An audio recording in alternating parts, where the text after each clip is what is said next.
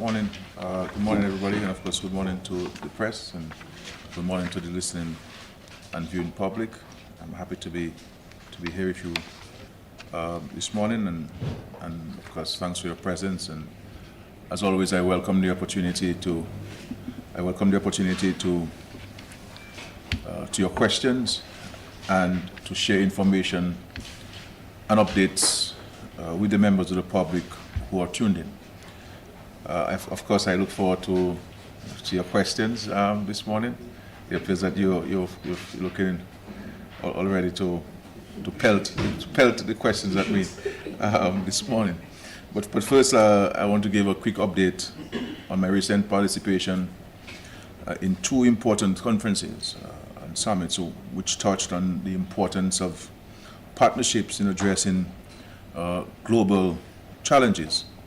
I addressed the Mides conference in Morocco on November 15th and took the opportunity to once again outline the challenges of our CARICOM states and the need for collective action to confront the multiple crises facing our countries and indeed the wider world. I deliberated on the disruption in economic activity and inflationary shocks caused by the COVID-19 pandemic, the Russia-Ukraine conflict, and in more recent times, the escalating conflict between Israel and Palestine, which is adding to global insecurity. As I always do, I reminded the conference of the extreme vulnerability of our Caribbean states to the impacts of climate change, which continue to impede our progress and threaten our people's livelihoods.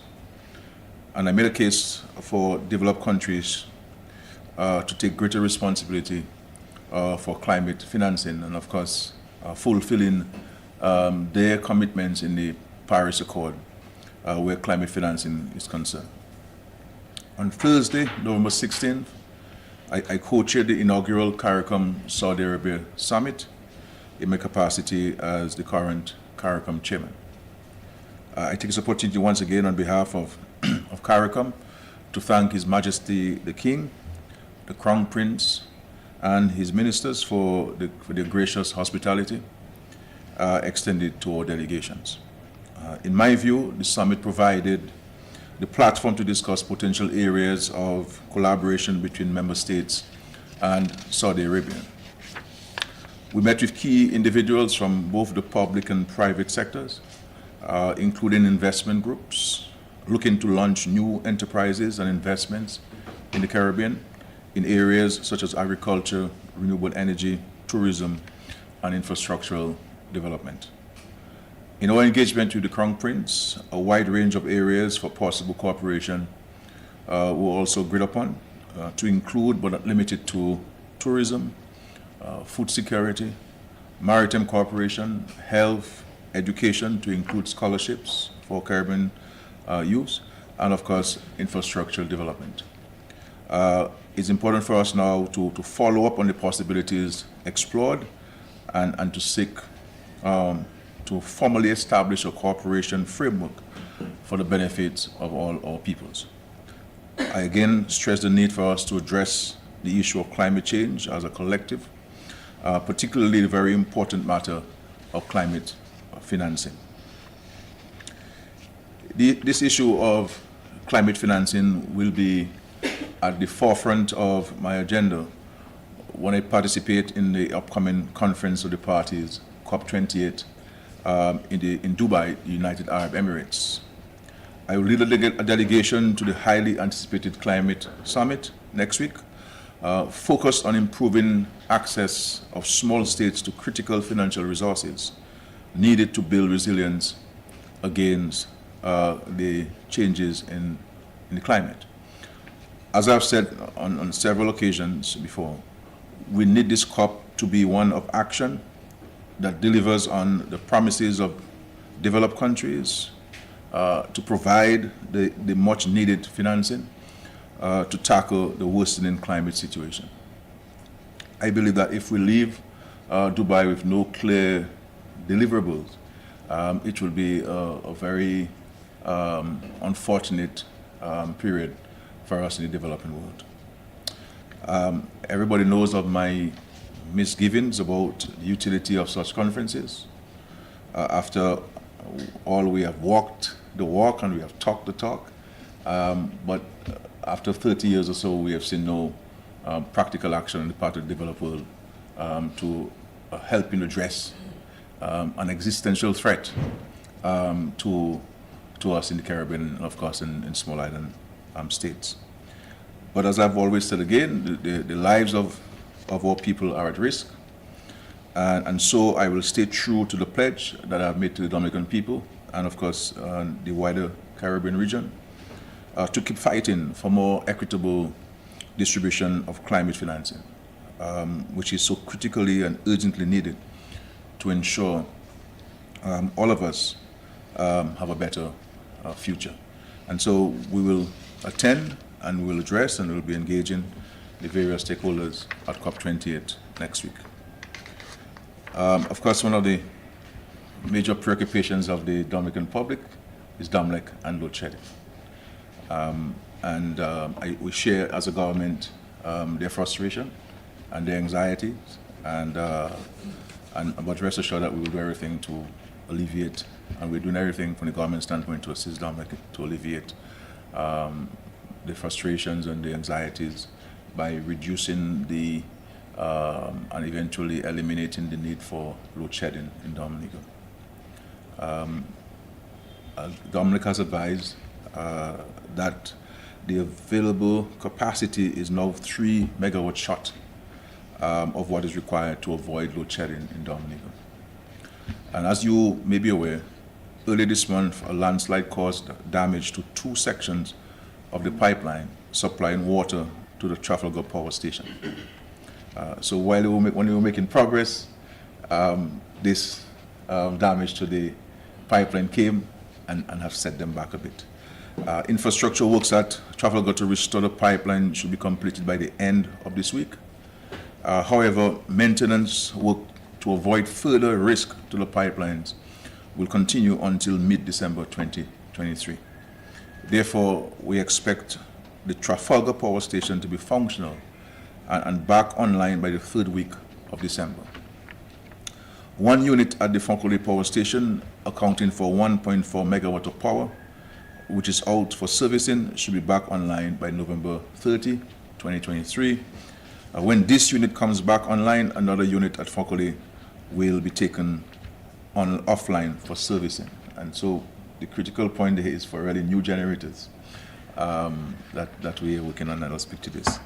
The good news in the immediate to short term, and as previously announced, DOMLEC has entered into a rental agreement with Agrico, a US-based generator rental firm, to lease 2 units generating 3 megawatts of electricity. The 3 megawatt units arrived on island on Friday, November 10th, and should be online by November 30th, 2023. This will boost DOMLEC's generation capacity and provide relief from the load shedding currently being experienced.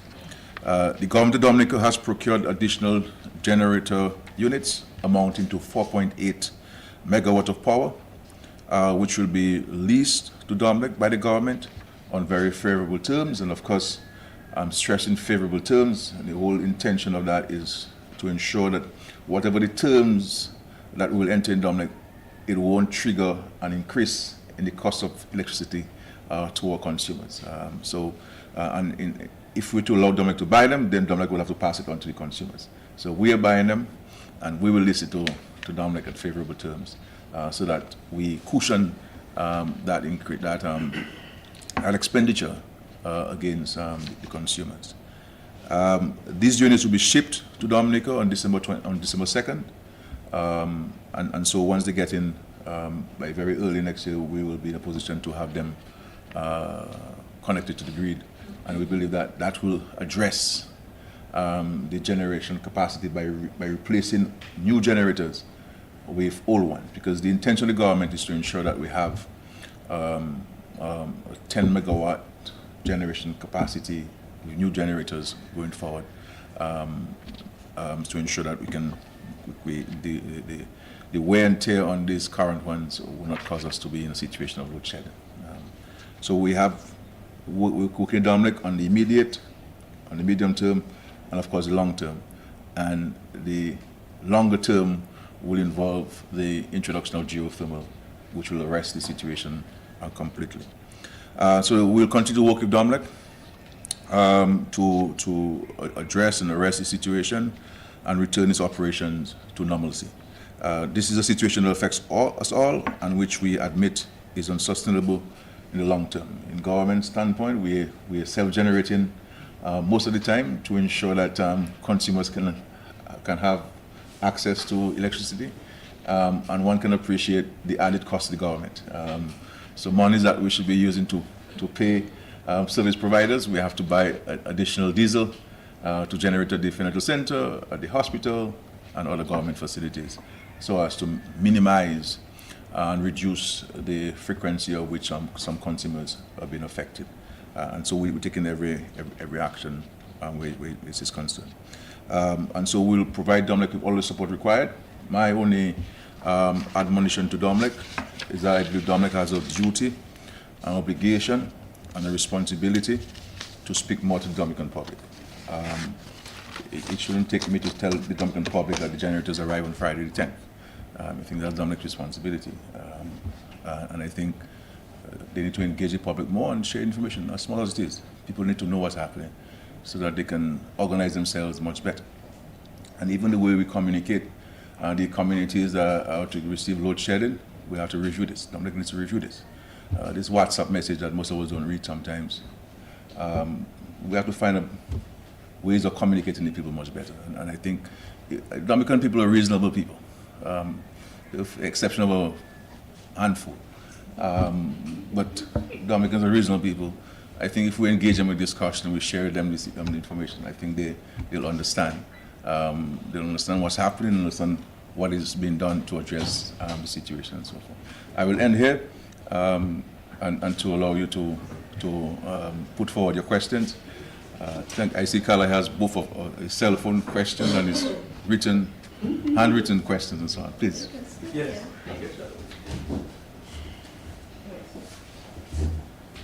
Okay, thanks, Prime Minister. I have a few questions. Sure. The first one I want to deal with is some comments from two archbishops. We have Archbishop of Trinidad and Tobago, Jason Gordon, and former Bishop of Roseau, Archbishop of Castro St. Lucia, Gabriel Malze, who they are speaking out about a recent agreement that was signed, and Archbishop Gordon is praising Trinidad and Tobago for not signing it. What I'm reading there is that it was signed by St. Vincent and the Grenadines. We want to know if Dominica signed the agreement, and if they did, what is in it for Dominica? Because from what I am listening to from the archbishops, there are serious implications, LGBT, etc., etc. I have a lot more questions, but I'll come back after. But this is very important. Well, I'm a Catholic. Everybody knows that, and I do follow Archbishop Gordon from time to time. I believe he is a great leader of the Catholic Church, and the content of his sermons are always, very well thought of and researched, and I think his sermons usually and all of the time really help us in our journey towards heaven. And so I have the greatest admiration for Archbishop Gordon, and of course Archbishop Malze, of course I have the greatest of respect for, and I have listened to both of their sermons in respect to this agreement, this Samoa agreement. So I will not respond. I'm not responding to them. I'm responding to the general concerns that have been raised. The point is, we don't believe that the agreement, I'll say the Samoa agreement, that have been negotiated between the EU and the African and Caribbean states, which is a replacement of the Cotonou Agreement. When you go to the Cotonou Agreement, this articles and clauses that are captured in the Samoa Agreement are similar in nature. And I believe that there are really two areas where there is an interpretation of the language that would give one the impression that those things that have been pointed out are in fact in the agreement, but they're not in the agreement. And I want to draw to your attention and for the listening public, it's a 403-page document, and so I will draw to your attention to a couple of the areas that readers may want to go to and to look at and to form an interpretation of it. There's Article 29, which speaks to health. And you go under Article 29, you go to Section 5. And Section 5 says, the parties shall support universal access to sexual and reproductive health commodities and healthcare services, including for family planning, information and education, and the integration of reproductive health into national strategies and programs. This is what the document says. Article 48, gender equality and empowerment of girls and women. And under Article 48, you go to Section 7. And this is what Section 7 says. The parties shall commit to the full and effective implementation of the Beijing Declaration and Platform for Action and the Program of Action of the International Conference on Population and Development and the outcomes of the review conferences. They shall further stress the need for universal access to quality and affordable comprehensive sexual and reproductive health information and education, take into consideration the UNESCO International Technical Guidance on Sexuality Education, as well as the need for the delivery of sexual and reproductive healthcare services. They shall pursue the effective implementation of the Montevideo Consensus on Population and Development as appropriate. As appropriate. And so some of the things that have been pointed out that are in the document are really not in the document. And I think people are looking at those sections and articles and indicating that there may be an opportunity for some of the things that we have concerns with may find themselves being implemented in our countries. That is a concern of the church. Yeah. I respect the concern of the church, and I don't think the concern of the church may necessarily be misplaced. I think what the church may want to say to us instead is to caution us against going on that route. But it is not in the agreement. You understand? It's not in the agreement. And so I give my dear leaders of the Catholic Church the assurance that this is not the case. We know, and quite rightly as I said, we know that there are international, the countries and organizations and institutions who have particular views on these things, and they would like for us to implement these things. But I don't think the population of Dominica is ready for these things. And if we're going to go to those areas, and I believe that we should do a referendum on these matters. But I don't think that those sections in the agreement, articles in the agreement, really is saying that's what we're doing. Even when you go to the document and they speak about the death penalty, the document recognizes that the countries who have the death penalty, all they're asking for countries where you have the death penalty is that we go through the necessary legal processes and give the individuals a fair hearing and go through all of the exhaustive processes and so forth. But I don't think the document itself highlights what are being pointed out in the public domain. Of course, we can read it further. Of course, people have different interpretations of the Bible, of the document, like we have in the Bible. People have different interpretations, and so it will all be left for interpretations. So, but in terms of the language, I don't necessarily believe that that's the case. We intend to sign. I was going to ask, Yeah. did Dominica sign? No, Dominica, we were not able to attend the Samoa conference, but we intend to sign. I believe overall it is a good document. It could be more refined. It could be something, in an agreement of everything you want that you will get. But it is a framework document that is not necessarily imposing any particular ideals or views on us in the African and Caribbean and Pacific region. Always it has to go to your national circumstance, your national laws, the provisions of your constitution, etc., etc. But it is a framework document that is no different to all the framework documents that the world has signed onto. And I referenced there the Beijing Declaration and Platform of Action and the Program of Action of International Conference on Population Development and so forth. And so I don't think it'll.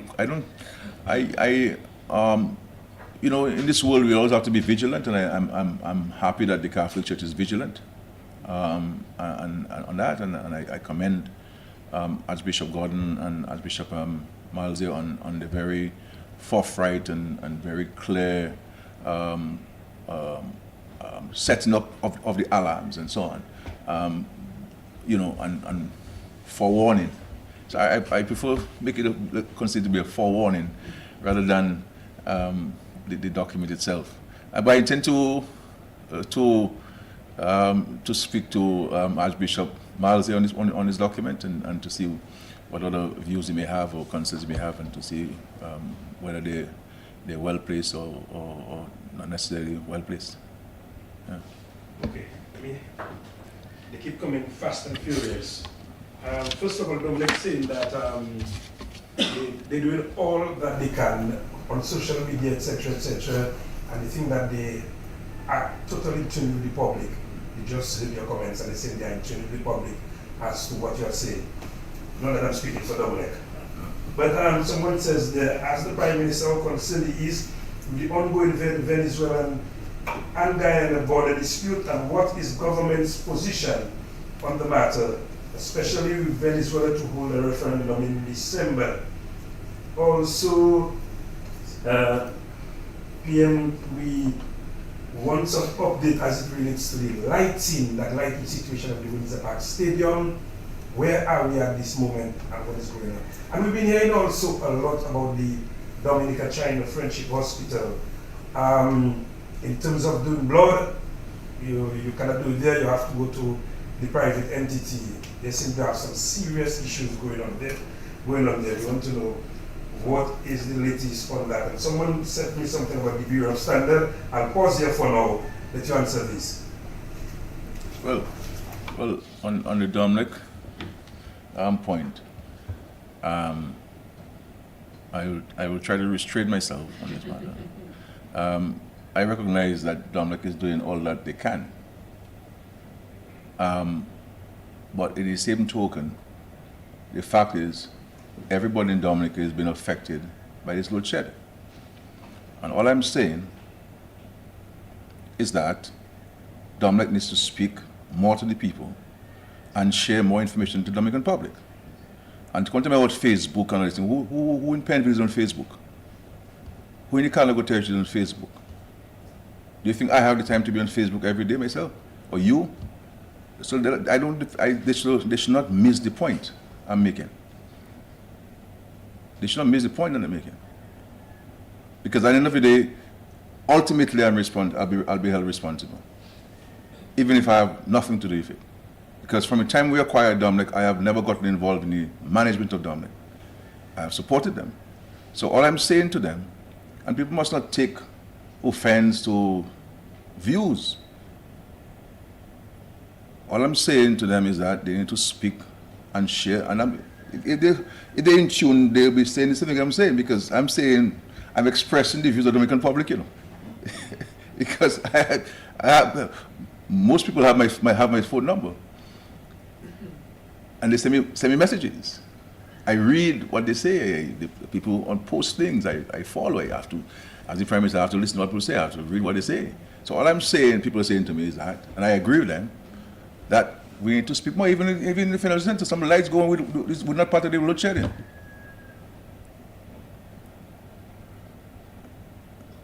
That's all we're saying. So let us not be too sensitive, and it's not personal. You understand? So let's leave it aside.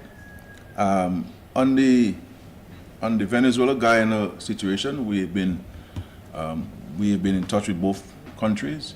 We believe in the territorial sovereignty of all countries, and we continue to ensure that there are no conflicts between Guyana and Venezuela in this matter. The government of Venezuela decided to carry out a referendum. That is in their right to carry it out. There is a process in place to address this border situation, and while these are sovereign issues, we're there to support and to facilitate whatever dialogue and possible resolution to this long-standing border situation between Venezuela and Guyana. In respect to the Windsor Park lighting, there's some issues there,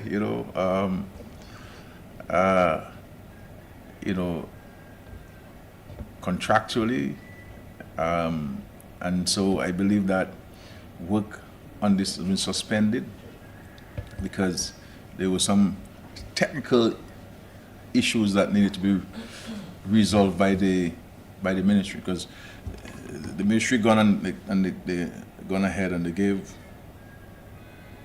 the lighting in 2 phases. Obviously, I suspected they may have done so because of cost. So they would do in 1 phase, that is to run the electricals, put the bases for the light fixtures. And then the 2nd phase would be the procurement of the lights and the light fixtures. But we are being told that there may be a possibility that the bases may not fit the light structures and fixtures, and therefore we had to suspend to ensure that both are aligned. And so this is where we are with regards to the lighting, and I'm hoping that the ministry is concerned will continue to engage to have this matter resolved. Okay. The Dominica China Friendship Hospital, you said that the blood work have been sent out to private entities. This is a practice that has always been there for one reason or the other. Sometimes it's justified and other times it may not be. But I do not have the response on this specific issue of the blood work going out to private entities, and why they're going out to private entities. But I know from time to time, either machine may be down or something happens and temporarily otherwise, and the reality is sometimes Dominicans just prefer to go to a private person. People Dominicans like to go to private doctors and private facilities. So even if sometimes they can do it at the hospital, they rather go to a private enterprise. But it's a matter I'm sure the Ministry of Health is taking to the hospital, and they'll be able to respond to you with more specific details. Okay. I'll follow up as it relates to the You already come for me this morning, man. Well, yeah. But go ahead. Because they have to come, No, they come. Yeah, they have to come. The follow-up is that how worried are you of the possibility of Venezuela annexing portions of Guyana, and the possibility of a regional conflict would result in military action? I don't think this will happen. My simple response to this, I don't think this will come out to any military action. I don't think so. But does CARICOM have a position as it relates to that? Well, I don't think it'll happen. I can tell you, I don't foresee any military action on this. I mean, this is a highly contentious situation, but I don't think it'll come down to military action at all.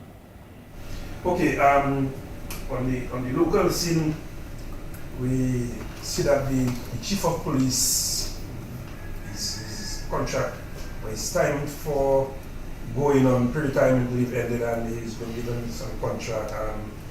People want to find out what is the basis for that. That seems to be out of the norm. Normally, when it's your time is up, then so people try to find out the reasons for that. First of all, it's not out of the norm. You have several instances throughout the public service and indeed the police service where officers are required to go on pre-retirement leave. So they have not reached the age of retirement. But they have leave that they have accumulated over the years, and sometimes you pay them for the leave and allow them to continue in that position. And of course, there are arrangements within the public service, and there are several police officers who have been given that opportunity to extend. From time to time, issues come up. Of course, you had independence season coming up. You had other matters regionally that we were dealing with, and it was the considered view of the Minister for National Security that he would like the Chua Police to stay on until the end of December. So it's really just for 2 months, while he addresses certain issues that he had concerns with, and I agreed with his recommendation and advice, and asked the Chua Police to remain for 2 months in the office of Chua Police. So he is not retired; he is on pre-retirement leave. You have to demit office, vacate the position when you get to the retirement age. But he has leave that will take him to retirement age. But we can ask, if we wanted, we could pay him for all of the leave that he has and allow him to stay. So this has happened from time to time, but there's nothing untoward about it or anything of any concern where national security is, that the public should have any concerns about him. Okay? All right, good morning, sir. Morning. Good morning. For some reason, I thought you were out of bounds, meaning that your speakers is silent for a while, so I don't know concerned about that. Yeah. But I'm happy you're back, and of course, engaging the media. Sir, there are many questions to be asked. Recent times we've heard, sir, as it relates to salary increases, not only for the public officers, but for the Prime Minister and his cabinet. Can you clarify as to how much, and if you did get an increase, can the economy, given the increase, can the economy hold up for this? So, okay, well, One question. As you know, the government engaged in a reclassification exercise of the public service, and to look at the job descriptions, the terms of engagement, the emoluments, that is to say salaries and allowances for all public officers and police officers, because that's the only police service falls under a different act as that of the public officers. And so the reclassification exercise was approved by Parliament in terms of the salary increases for public officers. And the majority of public officers, over 3,000 public officers, saw an increase in their salaries ranging from between 6 and 13% increases. Now, if you go to the last time the Parliament approved an increase for parliamentarians, so the increase was not only to the cabinet but to parliamentarians. If you look at the 2007 budget address, we would have indicated, and of course Parliament would have approved, that the Parliament salaries would be fixed against that of public servants. So if public servants were to get an increase in salaries, then the Parliament would get an increase in the salaries.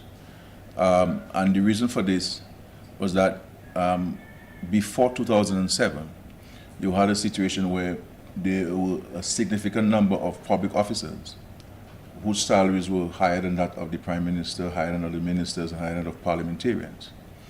And to avoid, when we made the change of salary in 2007, to avoid you going back to that situation, we said, look, whatever increase the public servants receive, then there will be a formula that will be used to allow for a change in the salaries of of parliamentarians, and of course the executive, the cabinet.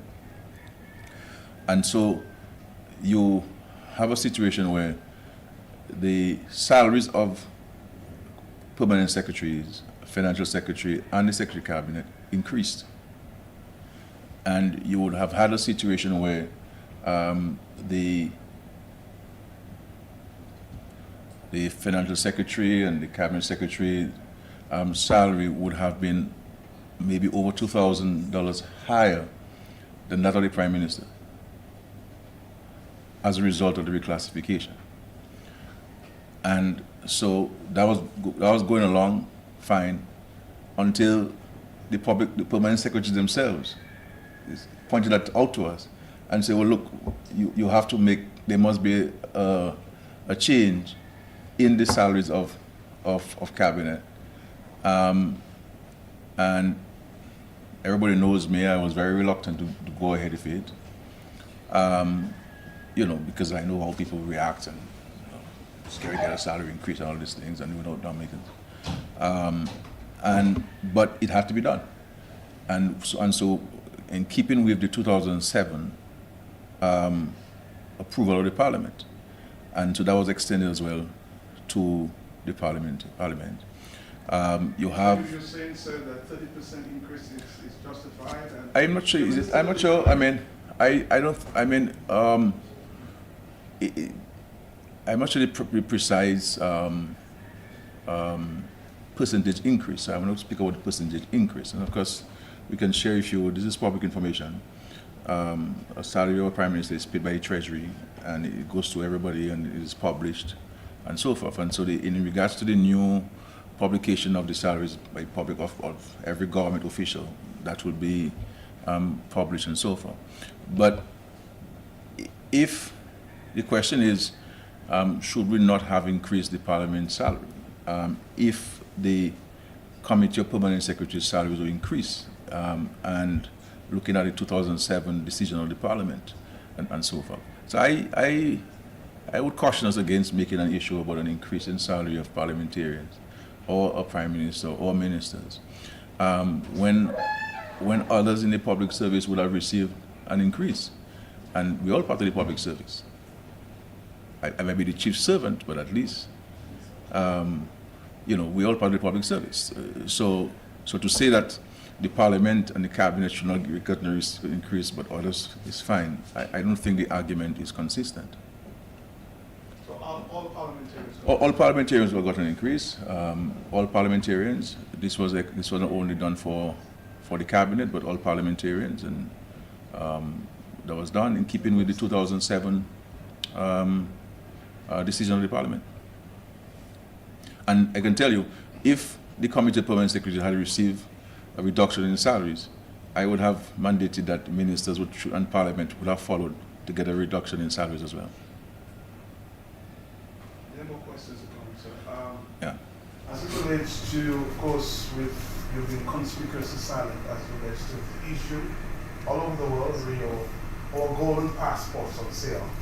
So why have you not responded to the journalists around the world? Well, I'm not sure what you're talking about silent. I think I have been I've been very vociferous and very transparent with my engagement on this matter at all levels. I am the biggest voice in respect to the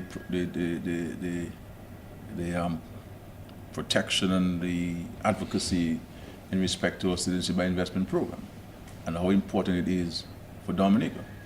I will engage any and everybody, governments, stakeholders, organizations, international financial organizations, international security firms and due diligence firms, and our security architecture within CARICOM and elsewhere.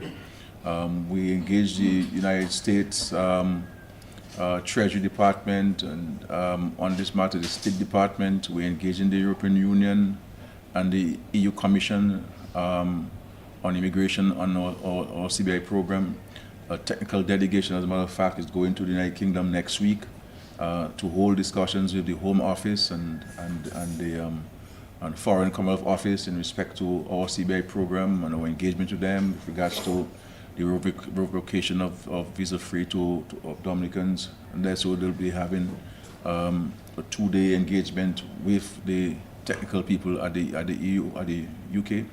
We're hoping to have discussions in the first quarter of 2024 with the European Union Commission to discuss whatever concerns they may have and recommendations they may have as to how we can strengthen and improve on the transparency and the integrity and the security of our programs, and we are very open to that. The reality is there are some people out there whose only mission it is to destroy Dominica and to destroy that which is assisting Dominica in its efforts towards building its own independence and its own development. And I am not going to engage people whose only interest it is to destroy Dominica. These people have not been to Dominica. They don't know how we live, they don't know how we sleep, they don't know how we eat, and they're not interested in that. But their only interest is to write in stories with the only intention of destroying Dominica. Haven't you asked yourself, Matt, what is the interest of these people you're referencing in Dominica? That they have not been to Dominica. They do not know. I mean, if you're writing a story, anybody can write a story. So it's a democracy, it's a free world, there's free speech and freedom of writing and freedom of expressions. But if you're hell-bent only to destroy, so you're not come and talk about how important the CBI is to maintaining the NEP in Dominica and the $5 million we pay every month for NEP. You're not talking about how it's helping to create jobs where people are employed at Jungle Bay and Secret Bay and Intercontinental and under construction at Tranquility or Ocean Edge or whatever the others. You're not talking about the impact it's having on infrastructure of Dominica. You're not talking about it sustain us, especially during the COVID period, and of course the hurricanes and the resources that we're using to build resilience against climate change when the developed world is not keeping up to its commitment to providing the financing to us. And there's no other country in the world, none, where you have such programs, including in Europe, including North America, including the Caribbean, where there is clear visibility of the use of CBI funds like Dominica. None. But would you agree that our passport has fallen in the wrong hands, sir? I don't, I mean, you see, you cannot take one person, say out of 5,000, and say the program is bad.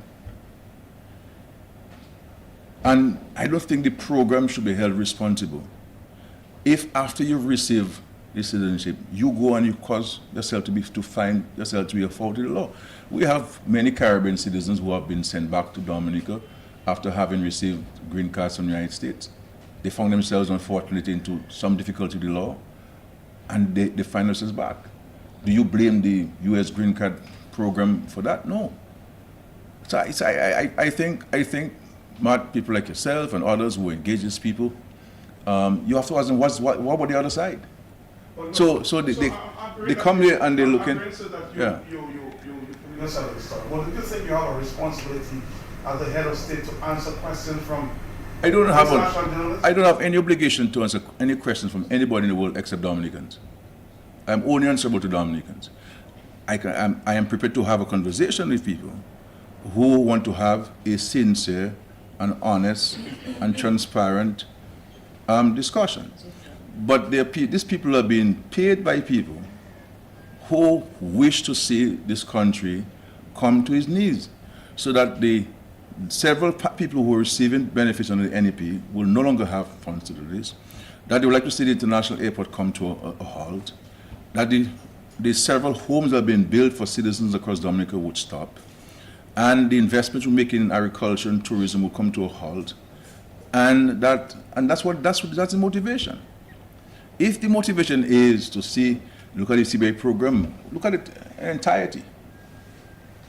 The concerns, the benefits, the issues, the shortcomings, the gaps, the benefits.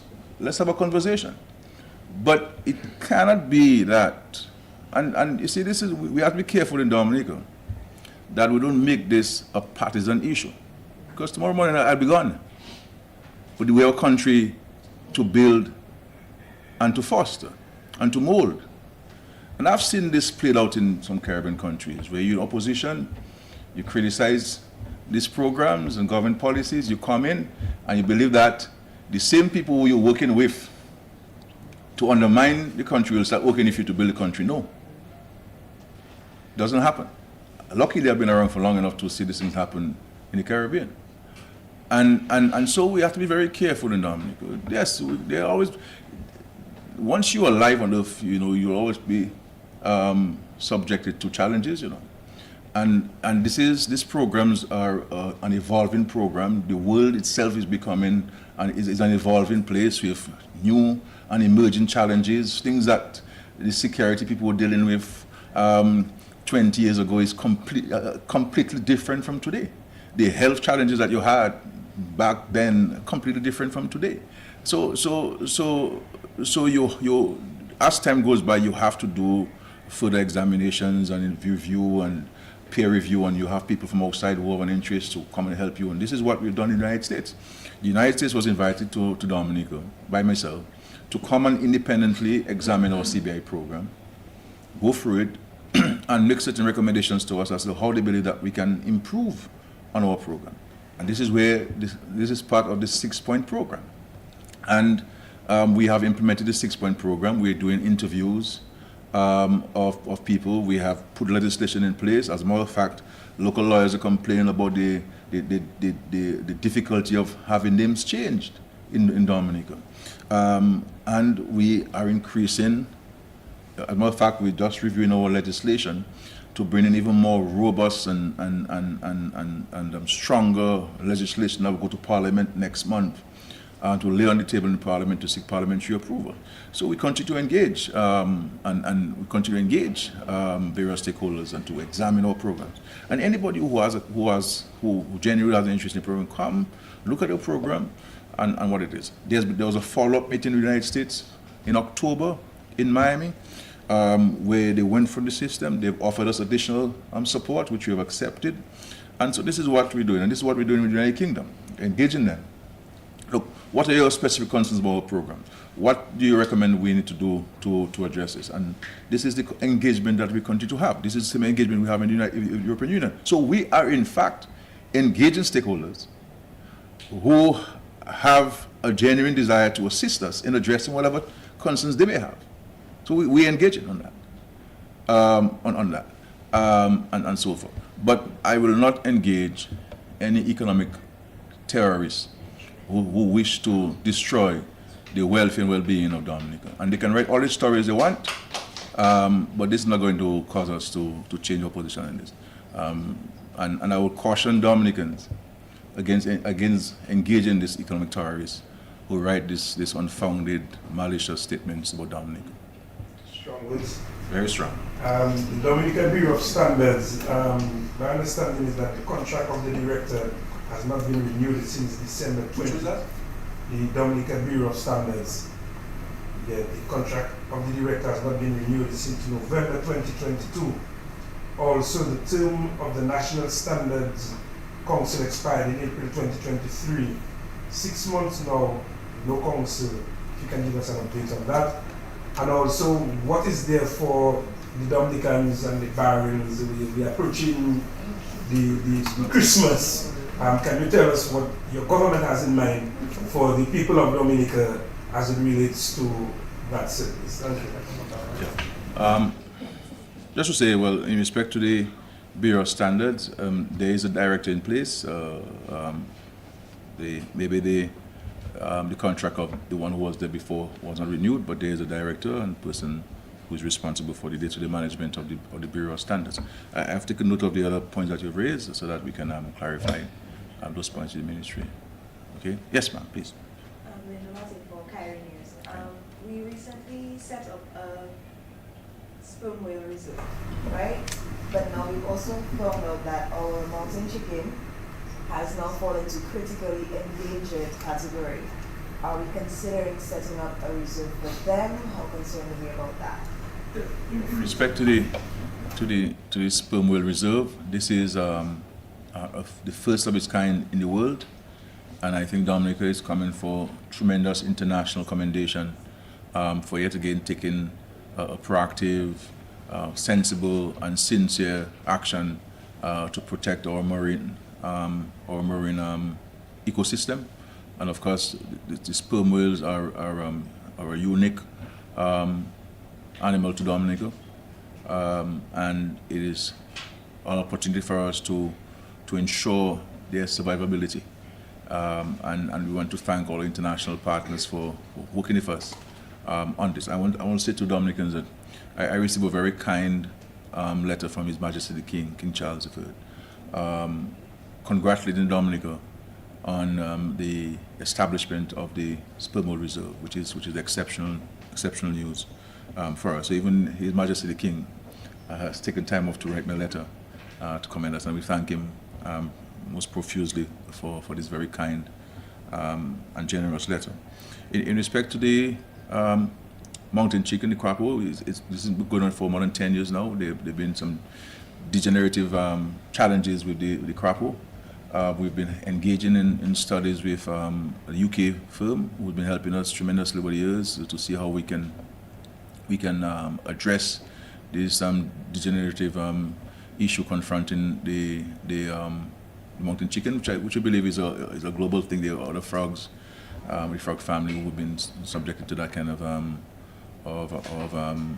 illness, and so that continues. I know some years ago we started hearing them in the bushes, but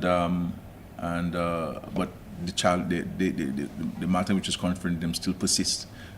So we know this is why we removed it as part of our national obligation. We put a complete indefinite ban on its hunting about over 10 years ago.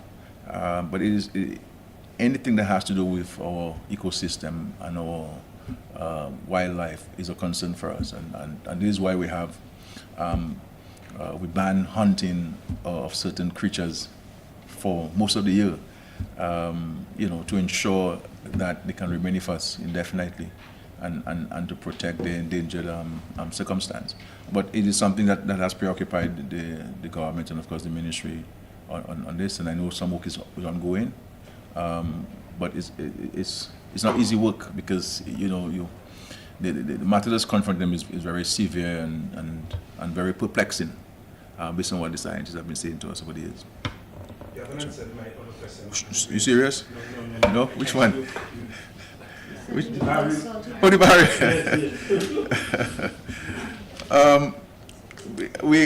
I'm sure we'll. Many people are listening and they want to know. They decided for me to ask you. Listen to me. I would say to them more than likely yes. So more than likely yes. We will go with the barrel situation. The barrel situation as we've done before. What I would like to caution Dominicans, please, if we give you a look, as is you, let's do it properly. Don't try to beat the system. That's what the problem. So it's like the 150. Is it US FS that people? So we have this 150 US exemption on EC exemptions and so on. But people find ways of going around it. And when you find ways of going around it, it starts affecting the local business community, and then affecting our tax revenue, and it starts affecting employment. So let us use it properly as we've articulated. So do not put a microwave down in the bottom of the barrel when the microwave is on a part of it, or some other stuff that or bring 10 barrels and put one on everybody else's name. I mean, two barrels transparently bring the 2 barrels. We'll make it go through. But don't try to beat the system. But yes, they'll have it. Yes, they'll have they will have the. I will announce it very soon. So it will way into Christmas. This time it early as compared to last year, it was very late. So we will take a decision this week. Okay. So it'll come into effect with FS 1st of December. 1st of December will come into effect. 1st to 24th. So it'll come into effect 1st of December. All right? So I'm sure people must be calling their aunties. Hold the barrel back. Hold the barrel back. Please. You mentioned the possible arrival of a 4.8 megawatt generator on island by December 2nd and to be implemented by January. Just wanted to confirm for the government, for the general public, should Dominicans expect a Black Christmas this year? Or are there going to be any implementations within that time frame that will probably ease up the load shedding? I'm not sure if you're able to answer. First of all, that's correct. Yes, it's a 4.8 megawatt of power that the government has procured, and will be leasing to Dominic on concessionary terms, favorable terms, so as not to cause there to be an increase in the rate of electricity to consumers. It will be shipped to Dominica on December 2nd, so it will leave its current address to come to Dominica. So it will arrive in Dominica next year, I'm being told. Okay? The issue of what is being done, as we said, Dominic has leased a 3 megawatt generator. The generator arrived on November 10 this year. It will be placed on the grid by 30th, of November. Dominic was affected with regards to the water lines connecting to the Trafalgar Power Station. They're repairing this. The additional maintenance which need to be done. So that will be completed mid-December, and then Trafalgar Power Station will go on back on the grid the third week of December, based on what Dominic is saying to me. So every action has been taken by Dominic, and in some cases supported by the government, to first of all reduce on the frequency of load shedding, and secondly to eliminate load shedding completely. Once you can get this 3 megawatts, because as we speak now, there is a deficit of 3 megawatts of generating capacity now. If we bring on this 3 megawatt,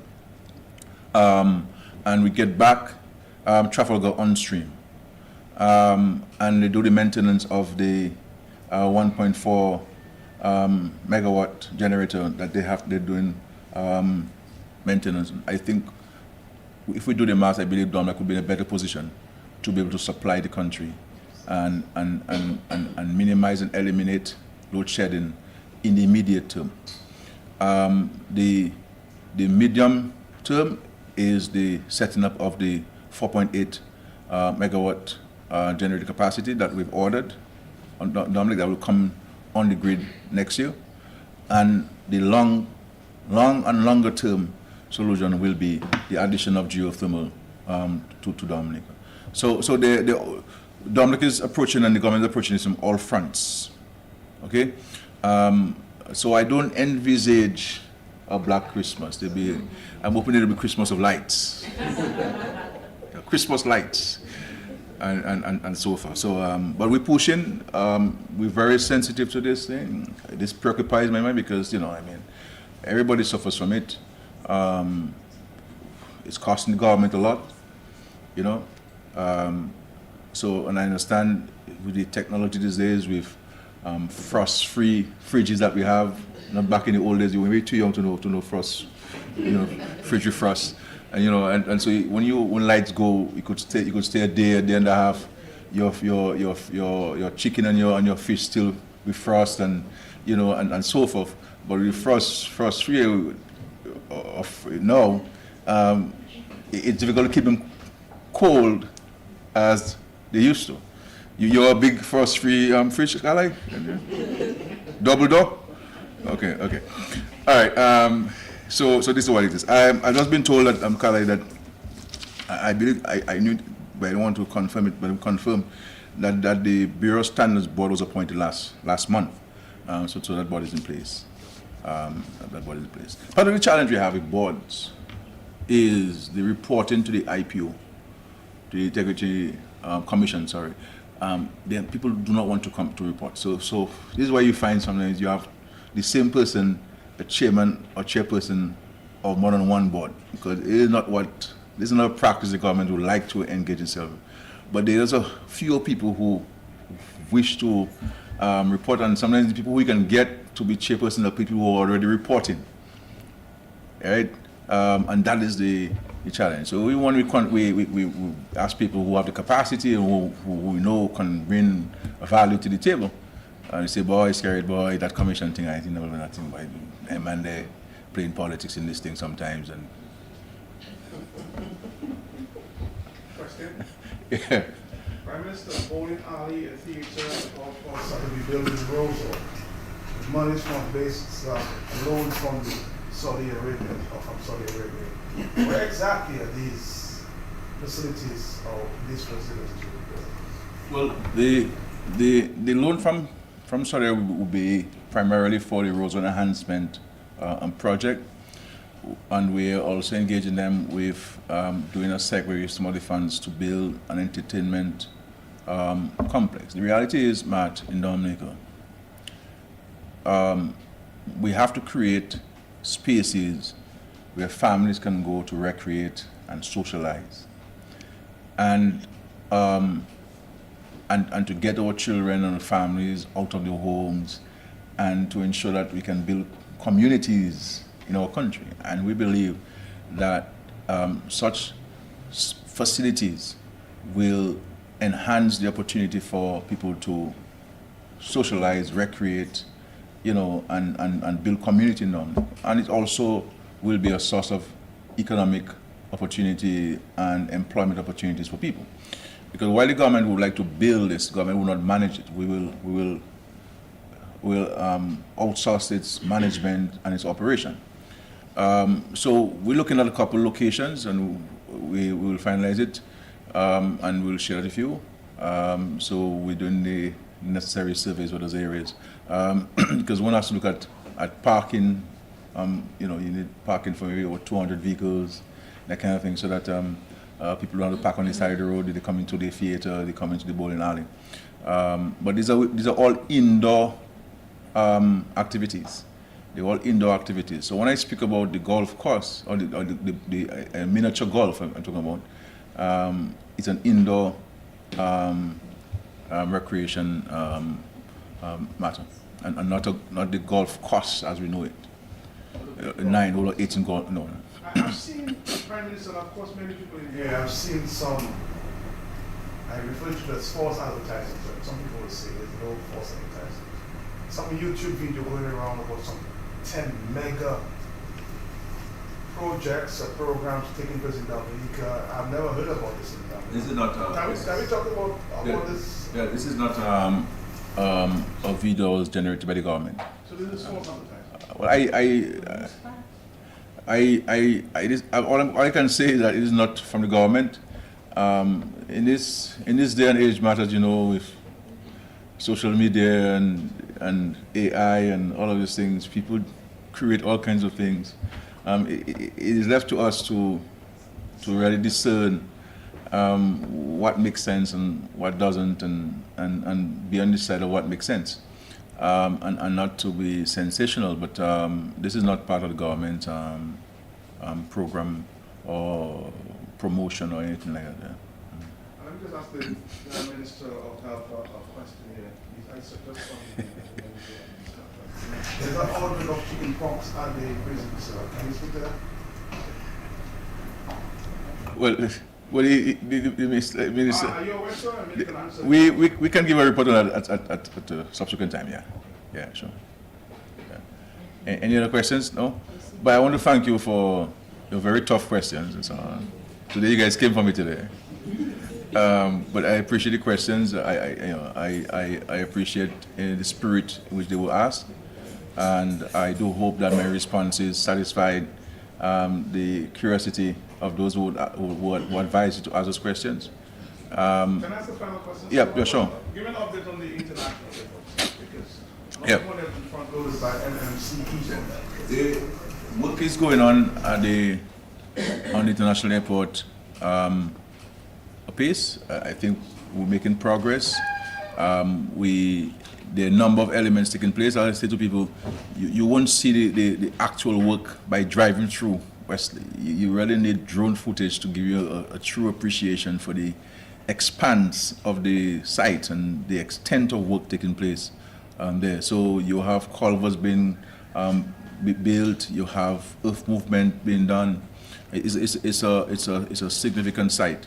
Just to give you the sheer cost of it, currently there are about 230 Dominican citizens employed on the site, and the numbers will keep increasing as the pace of work continues. So project on start on schedule, and we look forward to that being the case. And we're very excited about it. This is the largest infrastructural project in the country's history. It is going to be a transformational project. We are satisfied as Dominicans that, when we are blessed with this international airport, that it will certainly, one, sustain the investments we've made in tourism, agriculture, and small business development, but also spur increased economic activity. And so you tie the airport with all of the hotels we're building. You tie the airport with the geothermal investment, geothermal. You tie the airport with all the investments we make in agriculture. You tie the airport with all the investment we make in small business development. And you tie the airport with all the infrastructural work that has taken place across Dominica. And I think you're seeing a clear plan for the next 15 years in Dominica. How much money have you spent, sir? I can get you the precise figure on this, but we can give it to you by today or tomorrow morning.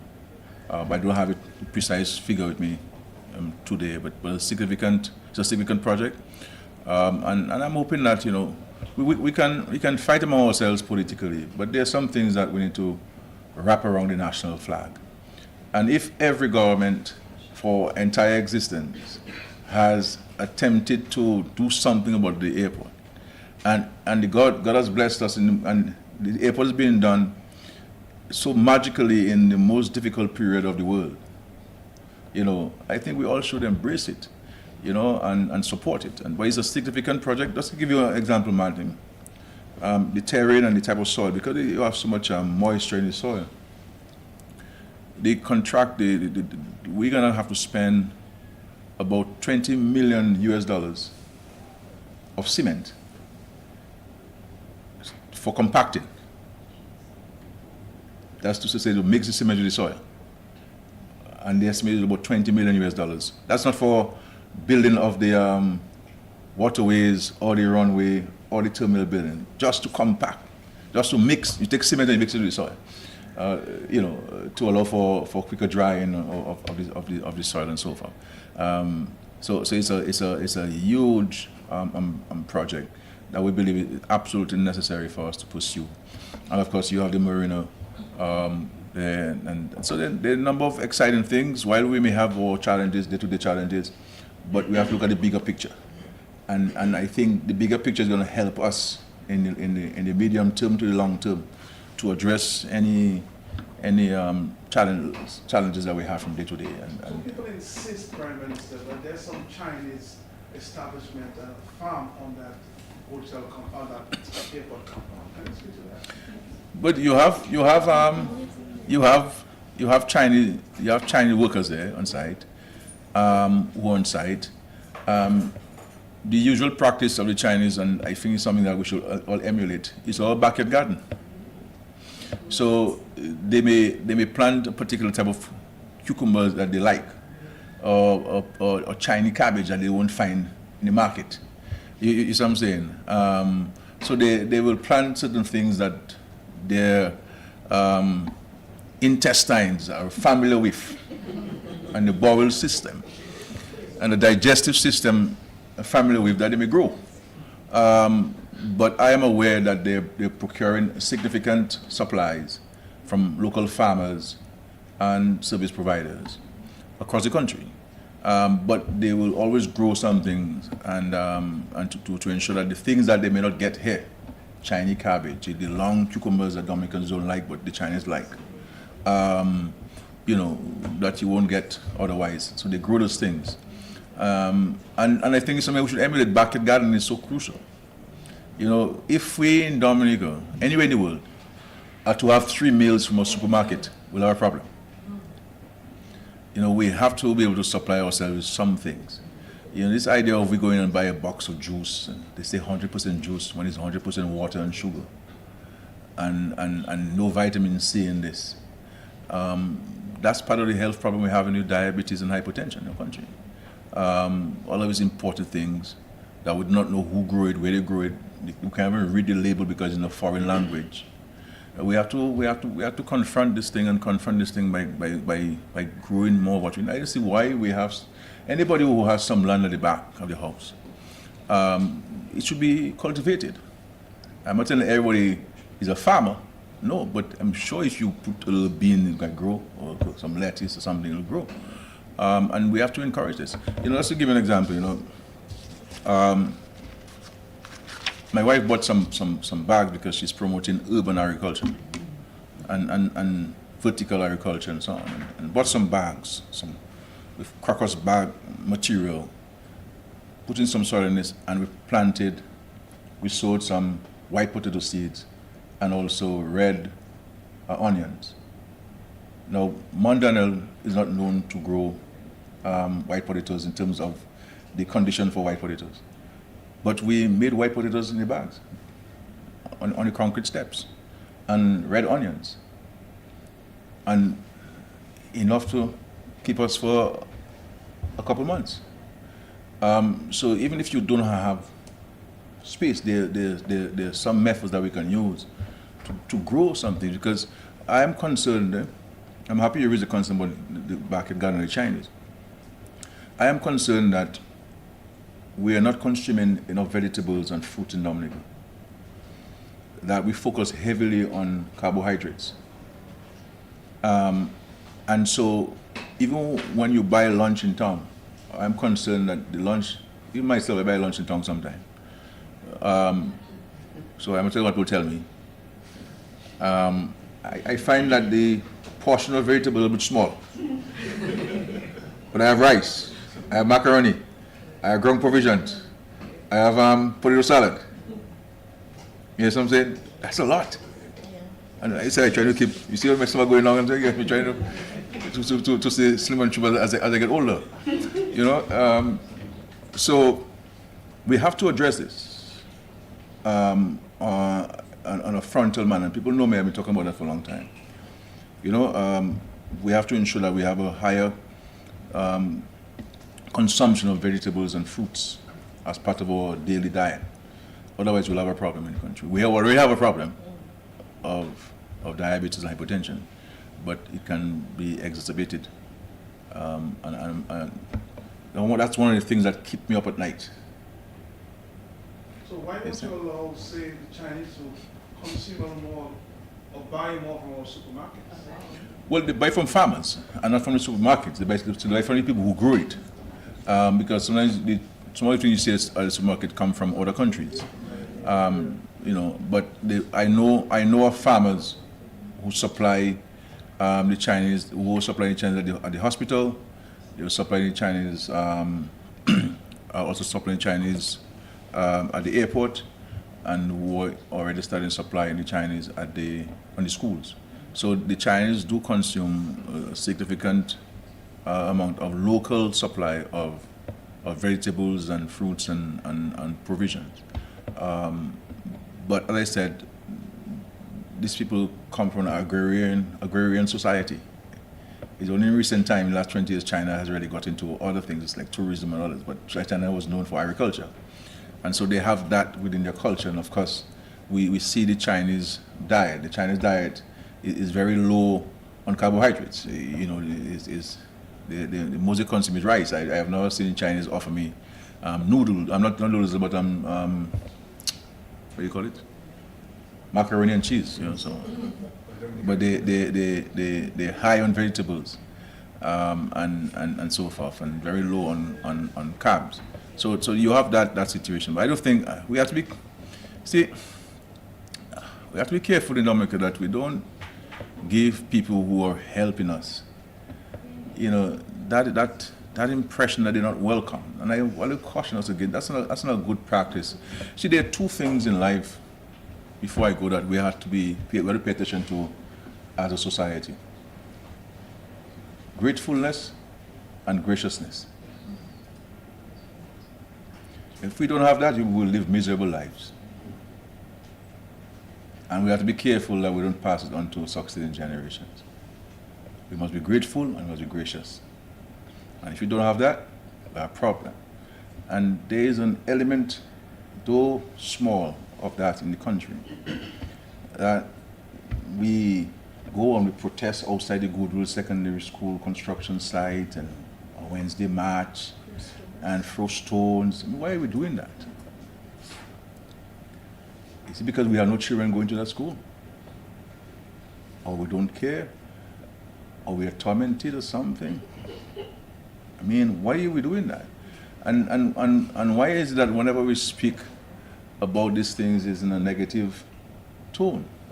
You know, so we speak about some people speak about the airport with a negative tone, you know, and why would we focus on a few cucumber seedlings growing on a 511-acre plot as the most significant issue of an international airport? You know, I'm saying that is what somebody drive by and they saw. When I drive by, I see the concrete batching plant, I see the asphalt batching plant, I see the tons of earth that have been moved. I see the started construction of the waterways, the culverts. I see black people who I know have been Dominicans from Woodford and Wesley and Marigot. And I see people, Kalinago, and I watch them, I say they're not Chinese, they're Kalinago people from Talibia constituency working. And I see a part of mine from Point Michel. They're on site, that's what I see. And why don't we see those things in the country? We have to be careful. We have to be careful.